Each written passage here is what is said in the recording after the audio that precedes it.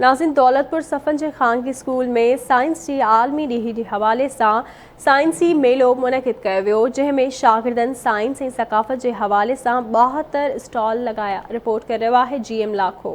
दौलतपुर सफ़न जे निजी स्कूल में साइंस जे आलमी ॾींहं जे हवाले सां साइंसी मेलो करायो वियो। मेले जो इफ़्तिताह PPMPA सदर ख़ान मोहम्मदारीअ कयो। मेले में क्लास 1 खां 10 ताईं जे शागिर्दनि साइंस ऐं सक़ाफ़त बाबति 72 स्टॉल लॻाए शागिर्दनि ऐं आयल महिमाननि खे साइंस बाबति तजुर्बा करे साइंस जी अहमियत बाबति ॼाण ॾिनी। हुन मौक़े ते आवाज़ न्यूज़ सां ॻाल्हाईंदे MPA सदर ख़ान मोहम्मदारी ऐं आयल महिमाननि ऐं शागिर्दनि ॿुधायो त हीउ दौरु साइंस जो दौर आहे। हिन वक़्तु उहे क़ौमूं तरक़ी याफ़्ता आहिनि जिन साइंस खे अवलियत ॾिनी आहे। तमामु सुठो लॻो ऐं अहिड़ियूं तक़रीबूं थियणु खपनि त ॿार में अवेयरनेस अचे, ॿार वधि में वधि जेके पार्टिसिपेट कनि साइंस सां। छो अॼुकल्ह जदीद दौरु आहे, हिन जदीद दौर में इंसान लाइ साइंस ज़रूरी आहे। अॼुकल्ह जी दुनिया में साइंस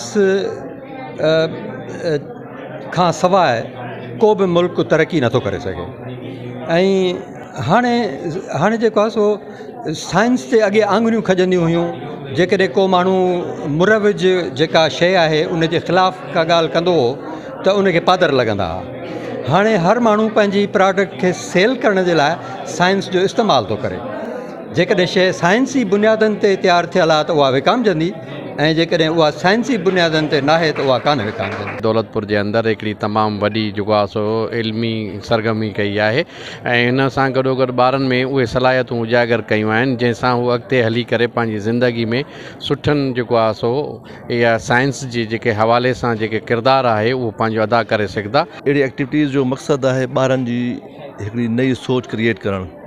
छो जंहिंमहिल ॿार प्रैक्टिकली शयूं कंदा आहिनि, बुक्स में थ्योरियूं पढ़नि था, पर जंहिं प्रैक्टिकली शयूं जेके कंदा आहिनि न, जो मक़सदु इहो हूंदो आहे ॿारनि खे हिकिड़ो रस्तो मिले, नई सोच मिले, उनखे शऊर मिले। ॾाढी ख़ुशी थी। साइंस मेलो ही काफ़ी सालनि खां वठी दोस्त कंदा अचनि था। इन जी एडमिनिस्ट्रेशन खे बि सलाम आहे, पूरी टीम खे। असांजा ॿार जेकॾहिं ही नओं नसुल नंढा ॿार इन शइ खे सम्झी वञनि त भई साइंस तमामु अहम आहे जापे जे लाइ। ॿारनि जा प्रैक्टिकल साइंसी लिहाज़ खां उनखे मालूमात या ॿारनि खे जेका कॉन्सेप्ट उन्हनि जो ॾिठोसीं असां बहितरीनु, उन सां कॉन्सेप्ट सां गॾु ॿारनि जी कॉन्फिडेंस ऐं उन सां गॾोगॾु उन्हनि ॿारनि में रेगुलरिटी जे हिसाब सां, छाकाणि त उन अट्रैक्टिव ऐं इंट्रस्टिव माहौल ॾिठोसीं। Today my topic is gases exchange in human.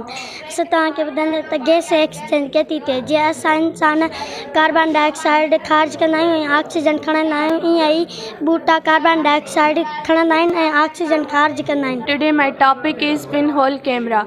Pinhole camera discovered in 16th century.